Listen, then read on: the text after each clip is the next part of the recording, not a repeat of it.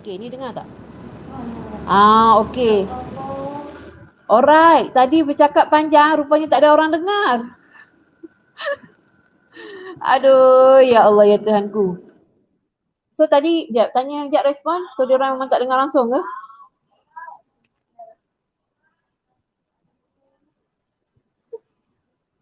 Inilah dikatakan ujian ya. Ujian. Yang TikTok dengar, yang TikTok boleh dengar. Tapi yang Facebook ni tak dengar. Pasal apa? Sebab ada satu connection, okay. Ini, nak cerita ini nak cerita ni. Wayar putih ni, dia patut bersambung dengan wayar hitam, tahu? Kita dah cucuk, tetapi connection dia tak rapat. So tak dengar suara. So benda ni sama juga macam kita. Okay, kita ni usahalah macam-macam. Buat itu, Imas slowkan sikit. Buat macam-macam, buat itu, buat ini, tetapi connection kita dengan Tuhan tu kita tak connect betul-betul. Maka takkan sampai doa kita. Alright, so itu menunjukkan bahawa ini pengajaran live terus kita dapat Tak masuk sikit je connection dia, terus korang tak dengar suara HH. Penat je aku berbuih mulut tadi. So sama juga macam hidup kita, penat je kita kita usahalah, kita habis marketing berjuta-juta lah, apalah, ni lah sebagainya. Kita tak tidur siang malam bekerja cari duit apa bala semua, tetapi kita tak ada connection kita dengan Allah, kita tak ada connection, kita tak jaga connection kita ataupun connection kita tak masuk betul. Macam wayar putih ni tadi tak masuk betul dekat connection yang hitam tu, maka tak dengar. Okay, so doa kita pun bukan tak sampai, bukan Allah tak dengar, tetapi dia tak connection tu tak masuk. Faham tak? Faham tak maksud dia tu? Okay. Alright. So macam nak kena ulang balik ke intro mula tu.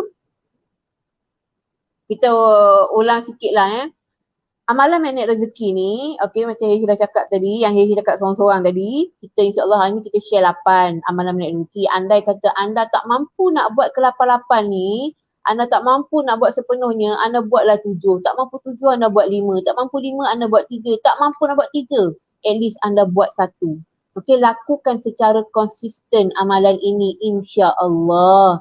Okay, kemudian bila kita dah mampu untuk konsisten satu amalan ni, selama seminggu, untuk minggu kedua seterusnya tu up lagi, tambahkan lagi, jadikan 2 sampailah kita mampu untuk laksanakan semua amalan magnet rezeki kita ini. Okay, insyaAllah gradually kita cuba buat. Okay, HH pun tak semua lagi yang HH mampu, dalam 5-6 je yang HH konsisten lakukan setiap hari. Itu pun Alhamdulillah kita dah nampak dah perbezaan keberkatan kita, rezeki kita. Dan satu lagi yang HH dah beletak tadi ni, yang duduk habak dah tadi ni, bila kita melakukan amalan magnet rezeki ini, alright, kita kena ingat bukanlah semata-mata kerana kita nak Allah curahkan rezeki pada kita banyak-banyak, bukanlah kerana kita nak duit kita berkepuk-kepuk dalam bank, tetapi apa yang kita minta adalah supaya rezeki kita ini diberkati. Alright, kita nak keberkatan dalam rezeki kita ini. Sebab apa? Sebab rezeki ini cukup tak cukup, dia bukan berdasarkan banyaknya rezeki tu, tahu tak? Kadang-kadang orang dapat gaji 10,000, okay, masih lagi tak cukup. Akan adalah saat lagi kereta dia rosak lah, okay, anak sakit dan sebagainya. So 10,000 pun masih tak cukup, dia masih lagi tak buat simpanan. Tetapi ada orang yang gajinya hanya 900 tapi dia cukup. Sebab apa? Inilah yang kita namakan soal keberkatan. Okay, so dalam rezeki ni, dia bukan soal banyak atau sikit, tetapi dia lebih kepada soal keberkatan. Okay, jadi itulah yang kita nak minta sebenarnya. Dan apa yang lebih penting lagi adalah kita melakukan amalan-amalan magnet rezeki ini adalah sebenarnya sebagai tanda kita syukur kepada Allah. Alright, tanda kita bersyukur kepada Allah sebab walaupun Tuhan tak berikan kita kekayaan lagi, kita belum lagi, bukan lagi orang yang bergelar jutawan dan sebagainya. Tetapi Allah berikan kepada kita ni sebenarnya adalah nikmat-nikmat yang cukup tak termampu kita nak balas. Sampaikan kalau kita kumpulkan seluruh lautan kat dunia ni, okay, kita jadikan itu sebagai dakwat, kita nak tulis satu-satu nikmat Allah ni pun tak habis, kering dakwat tu, tak habis lagi nikmat Allah yang kita tulis. Okay, so terlalu banyak. So amalan-amalan rezeki ni adalah tanda kita nak rezeki kita diberkati dan tanda kita menjadi hamba Allah yang bersyukur. Dan Allah dah kata barang siapa yang bersyukur, maka Allah akan gandakan lagi rezeki dan nikmat kepada dia. Okey, kita masuk poin kita yang pertama. Tadi Hesha dah bagi tahu siapa yang share learning point Hesha pada hari ini, insya-Allah Hesha akan pilih seorang pemenang dan Hesha akan bagi ni Inara Pearl. Alright, Hesha akan bagi this one. Inara Pearl. Ini Inara dalam bentuk sachet yang harganya RM69.90. Hesha akan bagi, kita akan pilih seorang pemenang lah. Untuk yang share learning point semalam, Hesha akan bagi RM50. Yang untuk hari ini kita akan bagi Inara Pearl ni sekotak, insya-Allah. Okay, so kita masuk kepada learning point kita yang pertama. Point kita yang pertama iaitu apakah amalan magnet rezeki kita yang pertama?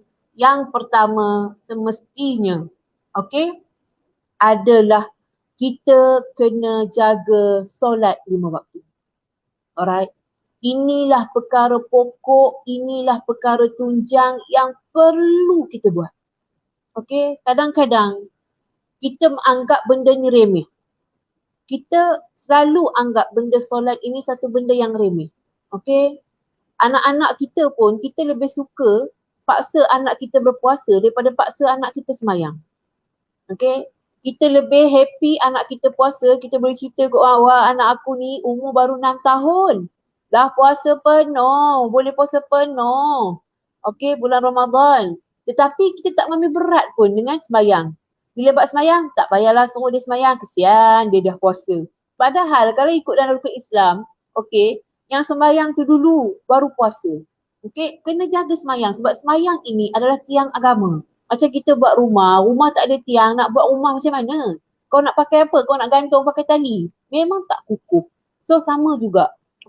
So sebelum kita nak pergi kepada amalan-amalan yang lain dulu, inilah amalan pertama yang memang menjadi tuntutan, yang memang diwajibkan oleh Allah kepada kita. Supaya kita lakukan solat 5 waktu. Percayalah, kalau kita ada ruang-ruang, lopong-lopong yang kita tinggalkan solat ini, maka hidup kita sebenarnya dia takkan ada keberkatan. Kita rasa tak tenang, kita akan rasa serabut, kemudian kita akan rasa masa tak cukup dan sebagainya. Sebab apa? Sebab solat ini memberikan ketenangan. Kalau tak percaya, cuba perasan tak setiap kali bila kita semayang, angkat je Allahu Akbar, terus masa tu, aku teringatlah tadi duk cari pers tak jumpa. Sebelum semayang tadi cari pers tak jumpa, angkat Allahu Akbar, baru aku teringat, aku letak pers tu bawah katil. Perasan tak? Sebab solat itu, dia memberikan kita ketenangan sampai kita boleh ingat benda-benda yang kita tak ingat waktu kita sibuk. Waktu solat tu lah kita ingat nak buat itu, nak buat ini, nak buat itu, nak buat ini. Walaupun itu sebenarnya gangguan-gangguan syaitan rajim, tetapi sebenarnya solat itu memang memberikan ketenangan kepada orang yang betul-betul menikmati solat itu sendiri. Dan antara tips lain, kalaulah kita ini kalau kita ni adalah orang yang sibuk dan sentiasa tak cukup masa, dan antara teknik ataupun kaedah yang boleh kita buat supaya kita rasa masa kita ini panjang adalah dengan cara kita solat di awal waktu. Betul? Cuba buat. Subuh, kita subuh, katakan kita subuh sekarang ni, subuh dia boleh pukul apa? Pukul 6 memang nak kat pukul 6 lah, subuh boleh lambat sikit, kat pukul 6. Kita bangun subuh tu, kita bangun awal tu, kita akan rasa perjalanan kita hari tu panjang sangat. Banyak benda kita boleh buat. Tetapi kalau kita bangun subuh gajah pukul 10, bangun subuh pukul 10, kita akan rasa hari dia sekejap, dah tengah hari. Perasan tak? And then, waktu Zuhur pun sama. Kalau kita semayang solat Zuhur, di awal Zuhur, kita akan rasa daripada waktu Zuhur tu, nak sampai ke Asar tu, kita akan rasa panjangnya waktu tu. Tetapi kalau Zuhur kau pukul 3.30, kau sudah habis bagi salam kiri kanan, azan Asar pula. Tadi baru semayang Zuhur. Kita akan rasa masa kita singkat. Begitu juga dengan solat Maghrib, solat Isyak dan sebagainya. Kalau kita solat di awal waktu, sebenarnya kita akan rasa masa kita lebih panjang. Sebab apa? Sebab keberkatan masa tu ada pada kita. So amalan pertama yang perlu kita lakukan adalah pastikan kita jaga solat kita. Sekurang-kurangnya kalau anda tak mampu nak solat di awal waktu, tapi pastikan solat 5 waktu anda cukup. Pastikan solat 5 waktu anda cukup. Dan selepas anda pastikan solat 5 waktu anda cukup, pastikan pula selepas itu belajar untuk solat di awal waktu. Saya sendiri pun kadang-kadang Kalau saya solat di awal waktu tu, saya akan rasa masa saya panjang. Banyak benda saya boleh buat. Tapi kalau saya ambil hujung-hujung kan, Zuhur, buat kita sibuk. Kadang-kadang kita ralik buat kerja dan sebagainya. Oh, Zuhur dah 3:30. Okay, baru kita semayang. Kejap-kejap lagi, lah dah asar dah. Tak lagi, maghrib pula. Faham tak? So, keberkatan masa kita itu tak ada. Alright? Masa tu sama je Tuhan bagi pada setiap orang. 24 jam. Sama je. Orang berjaya ke, jutawan ke, miskin ke, kaya ke, semua sama. Masa yang sama adalah 24 jam. Tetapi membezakan kita adalah soal keberkatan masa itu sendiri. Okey, itu poin kita yang pertama. Poin kita yang kedua ataupun amalan magnet rezeki kita yang kedua adalah sedekah. Alright, ini saya rasa sedekah ni adalah satu benda yang wajib. Bagi saya lah, wajib kalau anda adalah seorang peniaga, kalau anda adalah seorang usahawan, maka sedekah ini harus dijadikan sebagai satu benda yang wajib anda lakukan. Okey, sebab apa? Sebab di dalam sedekah ini, Masya Allah, terlalu banyak keajaibannya. Betul, terlalu banyak keajaibannya. Dan sedekah ini juga sebenarnya dapat mengelakkan kita daripada ditimpa bala bencana. Sebenarnya bila kita bersedekah ini, bukanlah kita memberi kepada orang lain. Tak. Alright? Kita kena betulkan mindset tu. Sedekah ini sebenarnya kebaikan ataupun apa tu sebenarnya bukan kita memberi kepada orang lain, tetapi hakikatnya adalah kita memberi kepada diri kita sendiri. Okay? Sebab harta yang ada di tangan kita, contohlah kita ada RM10,000, kita ada RM10,000. Alright? RM5,000 kita berikan kepada rumah anak yatim ke, sekolah tahfiz ke, sekolah agama ke dan sebagainya, kita berikan RM5,000. Okay? Masa tu kita anggap aku dah ada RM10,000. So RM5,000 aku ni dah habis dah. Aku dah bagi dah pada orang. So aku hanya ada RM5,000 je sekarang. Kita menganggap bahawa RM5,000 di tangan kita tu, itulah hak kita. Kita tak sedar tengok-tengok, tengah-tengah jalan, dah kena rompak, na'udzubillah lah. Na'udzubillah, kena rompak, hilang RM5,000 kita. So sebenarnya RM5,000 di tangan kita tu belum lagi menjadi milik kita. Walaupun tak kena rompak, mungkin RM5,000 tu nak kena bayar kereta, tayar pancit, nak kena bayar duit rumah, duit bil api, bil layak dan sebagainya. RM5,000 di tangan kita tu hilang. Tetapi RM5,000 yang kita berikan kepada sekolah tahfiz, kepada sekolah-sekolah agama, kepada anak-anak yatim, kepada orang susah, itulah sebenarnya harta simpanan kita di akhirat. Okay? Sangat luar biasa. Dan Allah dah janjikan, kan? Allah dah kata, Nabi pun kata, siapa yang memberi Allah akan gandakan 10 ganda. Ini memang betul tau. Ini memang betul. Dah banyak kali sangat terjadi dalam HH. Okay, banyak sangat. Kadang-kadang kita memberi pagi ni selalunya orang kata kalau boleh kita buat sedekah subuh kan, pagi-pagi buat sedekah subuh. Sebab sekarang ni kalau kita tengok dekat WhatsApp banyak yang hantar bantuan sumbangan-sumbangan yang minta kita dermakan. Dia orang ada link Toyib Pay kan. Kita just klik masuk. So pastikan setiap hari kita memberi, tak payah banyak. Okay, kalau kita mampu banyak, kita beri banyak. Kalau kita mampu sikit, kalau mampu bagikan RM1, bagi je RM1. Sebab sedekah ini bukan soal banyak atau sikit. Okay, sedekah ini sekadar mana kemampuan kita. Kadang-kadang orang yang bagi RM1 tetapi dalam poket dia ada RM2, itu lebih berharga, lebih bernilai daripada orang yang bagi RM1,000 tapi dalam poket dia ada RM1,000,000. Nampak tak? Okay. So, bila kita nak memberi sedekah ni, kita tak perlu tunggu kaya. Tak payah tunggu kaya. Mak aku pun susah, aku pun nak minta zakat, nak bagi sedekah macam mana? Kan? Jangan tunggu kaya untuk kita bersedekah, tetapi bersedekahlah sampai kita kaya. Okay? Bersedekah ni adalah merupakan satu amalan yang memang sangat luar biasa yang dapat menggandakan duit kita. Kalau kita fikir logik manusia, betul ke? Kita bagi ke orang ni. Kita bagi ke orang, kita bukan berniaga, bagi ke orang macam mana nak menggandakan?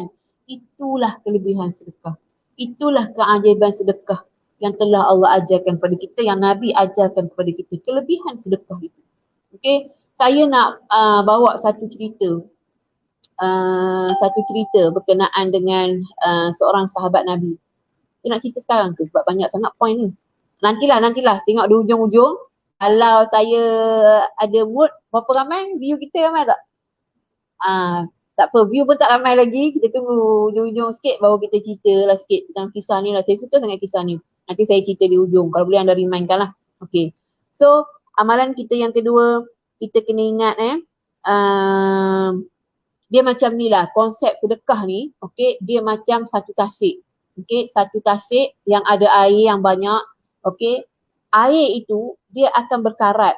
Bukan berkarat lah, dia akan jadi berlumut dan sebagainya kalau tasik itu tak ada aliran. Faham tak kan? Bayangkan cuba tasik yang tak ada, macam dia tak mengalir air dia lama-lama akan ada banyak lumut. Macam tu juga duit kita. Okey, so kalau duit kita ni, kita asyik pekong je dalam poket kita, dalam bank kita tanpa ada keluar masuk, maka dia akan jadi macam tasik yang berlumut. Tetapi tasik tadi ni kalau dia ada aliran, dia keluar, okay, air dia mengalir, kemudian ada air turun pula masuk, faham tak? So tasik itu cantik dan akan menjadi tasik yang sangat tenang. Macam tu jugalah dengan kolam bank kita, okay. Kalau kita ada aliran keluar dan masuk, kita sedekahkan, niatkan Allah Ta'ala, maka kolam rezeki kita tu akan jadi cantik insyaAllah. Okay, so itu point kita yang kedua. Alright.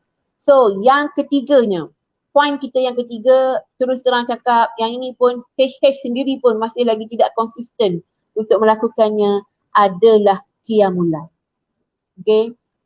Dengar senang. Alah kan payah, kau kuncilah jam, bangunlah. Sejak semayang solat 2 rakaat, lepas tidurlah balik. Dengar senang.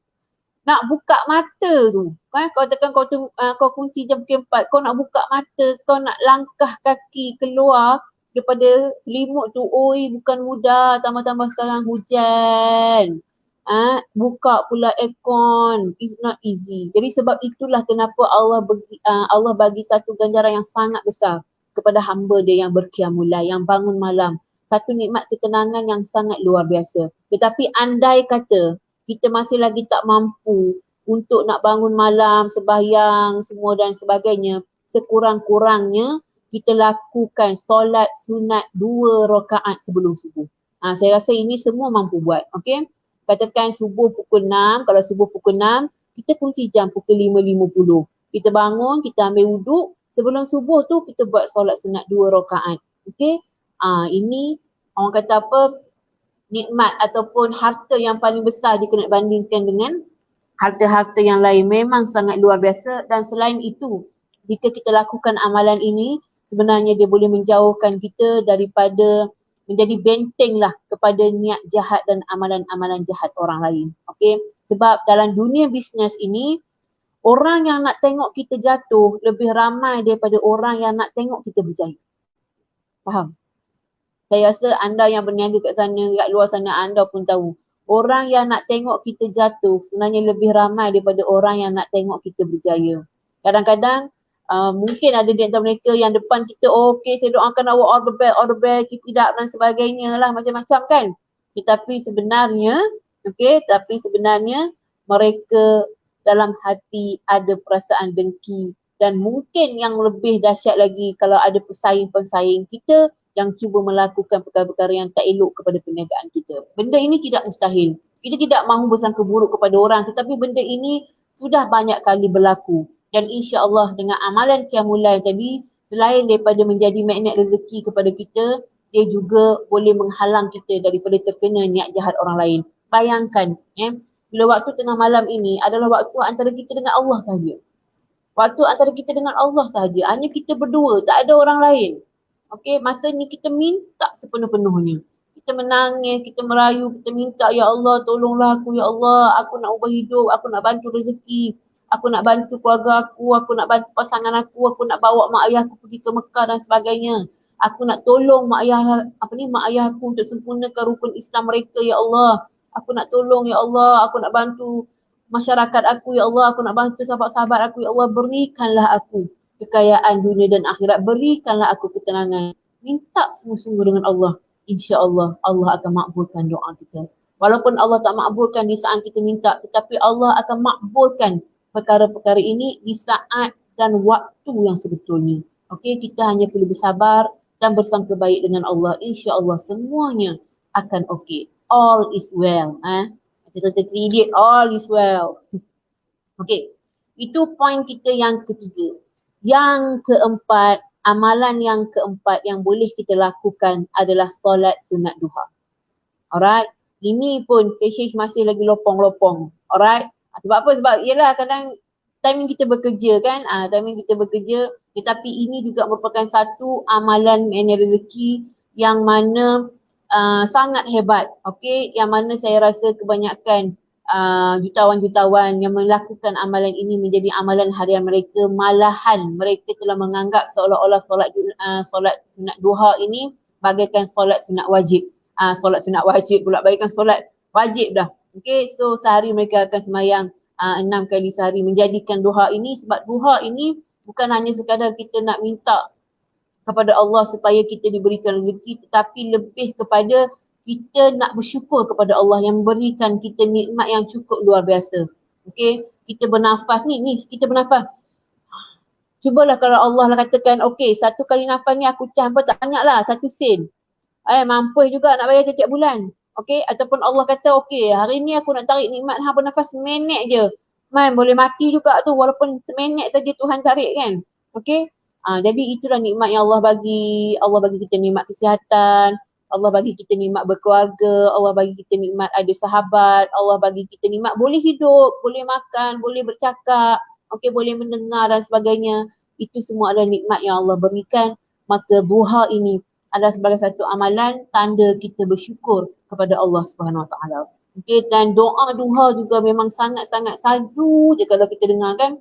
Kalau kita buka YouTube, kita dengar doa duha tu memang sangat syadu, memang sangat sedih, mendalam, sampai kadang-kadang rasa ya Allah, besar rupanya nikmat yang Allah berikan kepada kita, tapi kadang-kadang kita ni sebagai manusia kita lupa dan kita alpa untuk bersyukur di atas pemberian dan nikmat yang telah diberikan kepada kita. Alright? Okay. And thank you juga pada geng-geng TikTok yang bagi bunga-bunga nasi lemak lah apa semua tu. Thank you so much. Okay, alright. Okay, yang seterusnya, poin kita yang kelima. Alright, so kita ada 8 poin. So ni dah kelima dah. Poin kita yang kelima adalah bacalah Al-Quran setiap hari. Alright, baca Al-Quran setiap hari. Ada di antara kita yang mampu untuk habiskan satu hari satu juzuk Al-Quran. Masya Allah, cukup hebat. Alright, mereka mampu habiskan satu hari satu juzuk. Sebenarnya satu hari satu juzuk tu kalau kita baca dalam setengah jam kita boleh habiskan.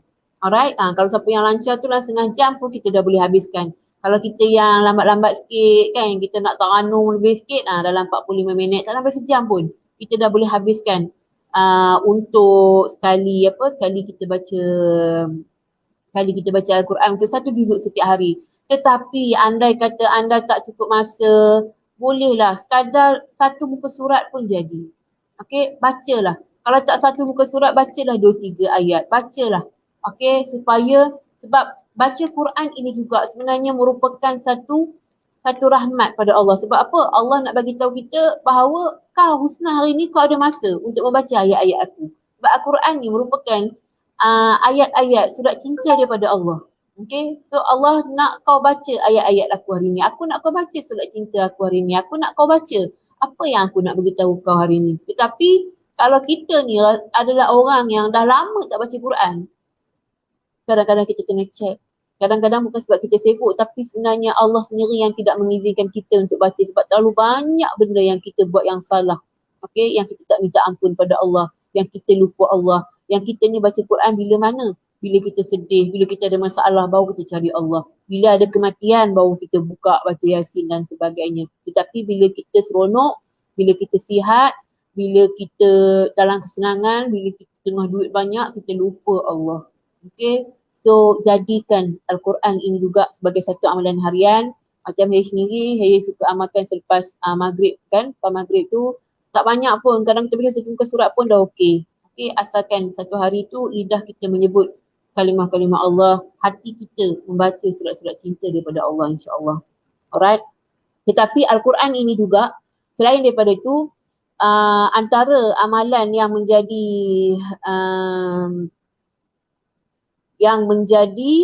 amalan harian Hay sendiri, cerita berdasarkan pengalaman Hay je lah, adalah bacaan surah Al-Waqi'ah. Okay, ini memang sangat luar biasa. Malahan Nabi kata siapa yang baca Waqi'ah ini maka dia tidak akan ditimpa apa-apa kedana. Okey, bacalah setiap hari. Surah Waqi'ah ni dia dalam 90 lebih ayat, 90 lebih ayat. Tapi ayat dia pendek-pendek je. Pendek-pendek je. Kalau kita baca tak sampai 10 minit. Saja 10 minit kita dah boleh settlekan bacaan surah Al-Waqi'ah. Okey, baca hari-hari. Jadikan amalan kita. Okey, insya-Allah rezeki kita akan diberkati, kita tidak akan ditimpa papa kedana, kita tidak akan ditimpa susah. Alright, bacalah surah Al-Waqi'ah dan baca juga surah Yasin, okay. Dan setiap hari Jumaat baca surah Al-Kahfi. Kahfi ni panjang sikit, okay, panjang sikit, lebih kurang dekat 1 juzuk jugalah kan. So kita baca Al-Kahfi, and then antara amalan lain yang kita boleh lakukan adalah membaca surah Al-Mulk, okay, sebelum kita tidur. Dan insya-Allah dengan bacaan-bacaan Quran kita ini, selain daripada menjadi amalan magnet rezeki kita, dia juga sebenarnya dapat membantu kita untuk menyelamatkan kita daripada siksaan azab api neraka nanti, insya-Allah. Alright. So point kita yang keenam adalah berselawat ke atas Nabi Muhammad sallallahu alaihi wasallam. Okey, kalau ikut sesetengah amalan jutawan-jutawan yang lain, kebanyakan mereka mengamalkan selawat ke atas Nabi ini sebanyak 1000 kali sehari. Alright, Allahumma salli ala Sayyidina Muhammad wa ala ali Muhammad. Ikutlah apa yang anda nak selawat macam mana kan. Tapi pastikan selawat yang betul lah. Selawat sebanyak 1000 kali. Tetapi saya tahu anda semua sibuk, banyak tugasan dengan anak PDPR, anda pun bekerja, nak urus rumah tangga, nak urus itu, nak pergi COD barang, orang bisnes dan sebagainya. Anda tak mampu 1000 sehari, cukuplah sekadar 100 sehari. Dan inilah yang juga menjadi amalan HH sendiri. Kalau dalam 100 sehari itu, dalam 5 minit dah boleh settle. Alright? 5 minit pun kita dah boleh settle untuk kita nak habiskan 100 sehari selawat. Tapi yang pastinya amalkan secara konsisten. Okay, selain daripada selawat, antara lain adalah kita boleh istighfar. Okay, HH ceritalah kepada untuk yang beginner kepada untuk yang beginner yang nak amalkan, kalau tak mampu nak 1000 sehari, korang cuba amalkan. Yang pertamanya adalah istighfar, sebanyak 100 kali. Astagfirullahalazim, astagfirullahalazim. Ini memang sekejap sangat. Korang pakai yang elektronik tu sekejap sangat, 100 kali astagfirullahalazim, astagfirullahalazim, astagfirullahalazim. Sekejap je, kadang-kadang tengok dah dekat 200 dah. Jadi okey. Kemudian selepas istighfar 100 kali, anda selawat ke atas Nabi sebanyak 100 kali. Allahumma salli ala Sayyidina Muhammad wa ala ali Muhammad 100 kali. Dan kemudian ini saya cerita berdasarkan apa yang saya buat lah siapa yang nak ikut ataupun yang nak kurangkan, yang nak tambahkan lagi bagus.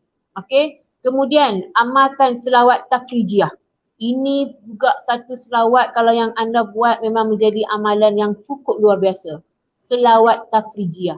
Okey, Allahumma salli salatan kamilah wa sallim salaman taman ala Sayyidina Muhammad tanhallu bihil uqad wa tanfariju bihil qurab wa tuqda bihil hawaij wa tunalu bihil gharaib wa husnul khawatim wa istasqal ghamamu biwajhil karim wa ala alihi wa sahbihi fi kulli lamhati wa nafasi bi'adadi kulli ma'lumillah. Okey, amalkan sebanyak 10 kali. Alright, kalau nak relax-relax anda nyanyikan. Kan ada nasyid selawat ni kan, nyanyi sambil bawa kereta, nyanyi sekejap je habis 10. Okey, jadikan juga amalan harian. Bayangkan antara fadilat selawat tafrijiyah ni, andai kata ada masalah, kita ada masalah sebesar gunung sekalipun, benda tu akan hancur berdebu macam tu je. Allah akan bantu kita untuk mudahkan apa saja kesulitan yang kita alami. Apa saja kadang-kadang kita rasa, ya Allah, dugaan ni terlalu banyak, ya Allah, aku tak mampu. Sebab pagi tadi pun H ada terbaca juga bagaimana kalau kemarin H cerita kan ada yang lelaki nak bunuh diri, terjun daripada flat, sebab tak ada kerja, tak ada pekerjaan, tak ada keluarga, tak ada semua pendapatan. Kemudian ada perempuan yang nak terjun daripada kondo sebab dibuang kerja. Pagi tadi terbaca dekat Facebook seorang perempuan ni, dia cerita bahawa suami dia kena buang kerja, terus suami dia terus jadi gila, terus kena pergi jumpa psychiatry, nak pukul anak, terus jadi sebab stres yang termelampau. Sebab apa? Sebab kita tak alami, kita tak berada di tempat mereka. Kita kata, teruk sangat ke sampai nak kena bunuh diri, sampai nak gila? Yes, teruk.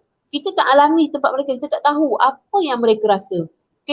Andai kata anda juga mengalami benda yang sama, cubalah anda amalkan selawat tafrijiyah ni. Percayalah, yakin amal tu kalau boleh faham sekali dengan makna dia, minta sungguh-sungguh dengan Allah, kalau boleh sambil selawat tu sambil nangis, baca betul-betul, insya-Allah segala masalah, apa saja masalah yang kita hadapi, akan Allah bantu kita untuk selesaikan. Tak percaya, cuba buat. Tetapi buat dengan yakin. Selain daripada tadi yang pertama kita dah istighfar, kemudian kita dah selawat, kemudian kita amal selawat tasbihiyah, dan ini merupakan salah satu amalan yang baru saja saya buat dalam masa 2 minggu ni, iaitu saya ambil doa ataupun amalan daripada daripada maksurat lah, iaitu Allahumma inni a'udzubika minal hammi wal hazan wa a'udzubika minal ajzi wal kasal wa a'udzubika minal jubni wal buh wa a'udzubika min ghalabatid daini wa qahri rijal. Okey, yang mana saya tahu anda semua pun dah hafal, yang mana amalan ini adalah kita minta daripada Allah supaya menjauhkan kita daripada sikap malas, daripada sikap penyegan, jauhkan kita daripada kejahatan orang, jauhkan kita daripada kesusahan, jauhkan kita daripada hutang dan sebagainya. Dan yang lebih penting yang saya hidup baca itu supaya menjauhkan kita daripada sikap malas. Sebab ramai daripada kita yang tidak berjaya adalah kerana malas dan suka bertangguh-tangguh. Okay, so jadikan juga itu sebagai amalan harian kita. Kemudian jadikan surah Al-Waqi'ah sebagai amalan harian. So ini simple-simple. Untuk yang beginner pun dah boleh buat. Okay, so kalau kita nak amalkan semua ni setiap hari dalam setengah jam je. Okay, kita dah boleh settlekan. Dalam masa setengah jam kita dah boleh settlekan. Takkanlah dalam setengah jam kita nak bagi masa untuk Allah. Sebenarnya bukan untuk Allah, tak, untuk kita sebenarnya. Takkanlah tak ada masa kan kita nak bagi. Kita ada 24 jam. InsyaAllah kita boleh bagi. Dan bayangkan kalau anda lakukan semua ini, cuba bayangkan anda akan dapat melihat perbezaan rezeki yang Allah berikan. Perbezaan keberkatan, ketenangan yang anda akan dapat tu memang sangat luar biasa. Cuba amalkan ya, insyaAllah. Jadi sebab tu saya minta anda supaya share-sharekan video ni supaya dapat memberi manfaat lebih lagi kepada orang lain. Khairun nas anfa'uhum linnas, sebaik-baik manusia adalah mereka yang memberi manfaat kepada manusia yang lain.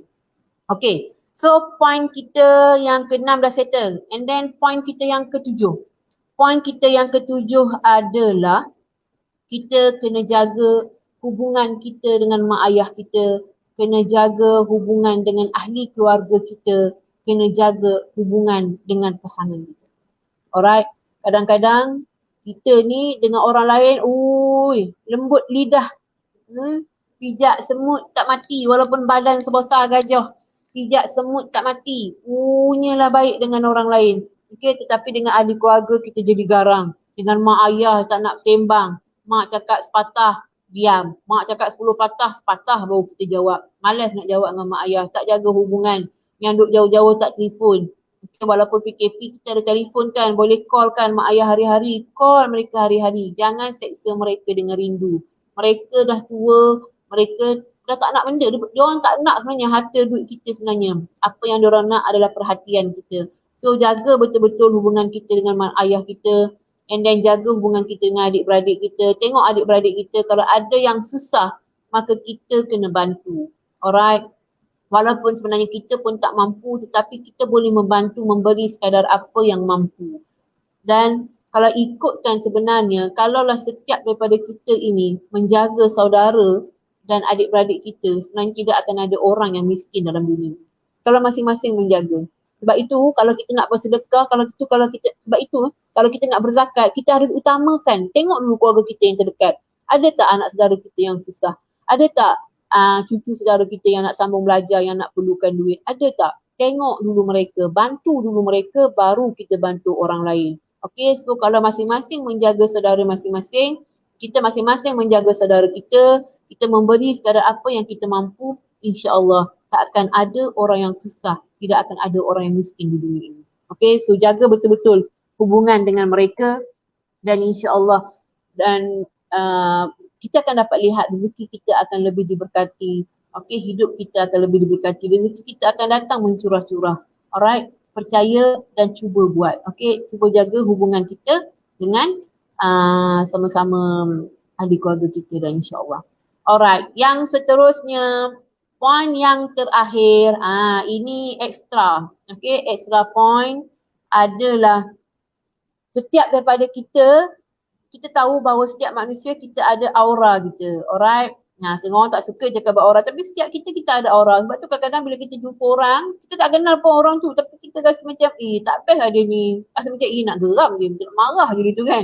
Kita ada rasa setengah orang tu dia ada aura yang tak best pada dia. Jadi, Setiap kita manusia ni kita ada energi, so antara lain adalah kita boleh recharge balik energi kita dengan lakukan amalan mandi garam. Ini bukan syirik bukan. Garam ni sebenarnya adalah salah satu yang digunakan di dalam perubatan Islam. Alright, so kita juga boleh gunakan mandi garam. Yang seeloknya kalau boleh kita ambil garam buluh. Okay, garam buluh ni adalah garam yang bermineral. Okay, kita mandi ais dan sebagainya. Untuk apa? Untuk recharge balik energi kita. Kalau kita rasa lemah, bukanlah kita nak dapatkan orang kata apa? Aura syaitan jin ke? Tak. Ini aura untuk energi kita sendiri. Okay. Kita nak recharge balik badan kita. Tambah-tambah especially orang yang berniaga. Kadang-kadang bila kita nak jumpa customer kan, kita nak closing dia ribu-ribu. So kita ni adalah orang yang berniaga, orang yang bersemangat. So kita boleh jadikan amalan mandi garam. Ataupun kalau tak nak mandi garam, anda boleh ambil ais, okay, ketul ais.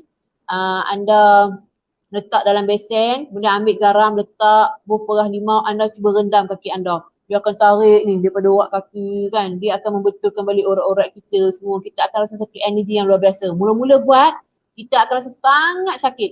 Okay, sangat sakit, lucuk kaki tu. Okay, cuba buat lama-lama. So anda akan rasa perubahan diri anda, anda akan rasa bahawa anda akan lebih bersemangat. Tak ada dah bangun pagi-pagi, alah hidup lagi aku ni malasnya. Hidup pun malas. Geram benar aku, okay. So anda akan rasa yang luar biasa dan sebagainya. Imah, boleh cek tengok ada tak yang dekat Facebook, ada tak yang tanya soalan ke apa? Anda boleh tanya apa-apa kalau ni Hehi boleh jawab direct dan sebagainya. Alright. So itu antara 8 poin yang Hehi nak share dengan anda semua, iaitu berkenaan dengan 8 amalan magnet rezeki yang anda boleh lakukan untuk menjadikan rezeki anda ini lagi diberkati, okey, lagi diberkahi, disyukuri dan sebagainya. Ada tak? Yang tengok apa? So, Hehi ulang baliklah supaya anda dapat share poin-poin reading point yang kita dapat hari ni. Kalau boleh anda sharekan lagi ke grup-grup. Semoga dapat memberi manfaat kepada orang lain. So, yang pertamanya adalah kena jaga solat kita 5 waktu. Alright. Pastikan kita jaga sebab itu adalah tiang agama, tiang kepada segala-galanya. Kalau anda buat benda yang lain, anda baik dengan keluarga, anda sedekah, anda anda ni, anda puasalah. Mulai semua anda buat semua benda sunat anda buat ni, selawat 1000 kali, 10,000 kali, tapi anda tak semayang, tak guna. Alright, pokok tunjang itu anda tak buat, maka tak guna. So yang benda yang pertama yang perlu anda buat adalah solat. Yang kedua, anda kena sedekah. Percayalah cakap saya, rezeki anda akan lebih berganda. Kemudian yang ketiganya, lakukan amalan qiyamul. Paling tidak lakukan 2 solat sunat sebelum subuh. Yang keempat, anda buat solat sunat duha. Yang kelima, anda pastikan baca Al-Quran setiap hari paling tidak 2-3 ayat. Jadikan juga bacaan surah Al-Waqi'ah juga sebagai bacaan harian anda. Dan kalau boleh hari Khamis, Jumaat tu anda boleh baca surah Al-Kahfi. Dan kalau berkesempatan anda baca juga surah Al-Mulk sebelum tidur. Dan kemudian anda, yang poin yang keenam adalah berselawat. Okay. Kalau ikut amalan untuk beginner, anda boleh lakukan istighfar 100 kali. Selawat kat atas Nabi 100 kali. Bacaan selawat tafrijiyah 10 kali, bacaan maksurat yang saya kata tadi tu Allahumma inni a'udzubika minal hammi wal hazan tu sebanyak 10 kali. Okey, dan insya-Allah anda akan rasa perbezaan dalam hidup anda lakukan secara konsisten setiap hari. Yang keenam adalah jaga hubungan dengan ahli keluarga, dengan mak ayah, dengan pasangan anda. Kemudian yang terakhir sekali, okey, anda juga boleh lakukan amalan untuk mandi garam. Anda boleh Google khasiat amalan mandi garam tu ataupun cara dia macam mana, anda boleh Google amalan mandi garam ni. Jadi insya-Allah saya rasa semoga perkongsian saya pada hari ini dapat memberi manfaat kepada anda semua, dan esok insya-Allah kita akan bertemu lagi dalam live kita esok. Tapi esok mungkin kemungkinan kita tak on pagi, kemungkinan kita on malam. Alright. Kemungkinan malam, nanti apa-apa Hehi akan maklumkanlah, kita akan keluarkan poster untuk sesi live kita esok. Jadi sekadar itu sahaja. Semoga anda semua dapat lakukan amalan-amalan magnet rezeki ni, walaupun tak banyak, tak boleh lakukan 8, at least buatlah 7, 6, 5, at least satu lah anda buat, okay? At least kurang-kurangnya anda jaga solat anda. Okey, pastikan cukup 5 waktu, pastikan anda solat di awal waktu. Semoga semua orang yang menonton live hari pagi ni diberi keberkatan, diberi kenikmatan hidup, diberi kesihatan, dijauhkan anda semua daripada ditimpa bala bencana, dijauhkan anda semua daripada terkena virus dan sebagainya. Semoga kita semua sihat, kita semua kaya, berjaya di dunia juga di akhirat. Sekian. Assalamualaikum warahmatullahi wabarakatuh.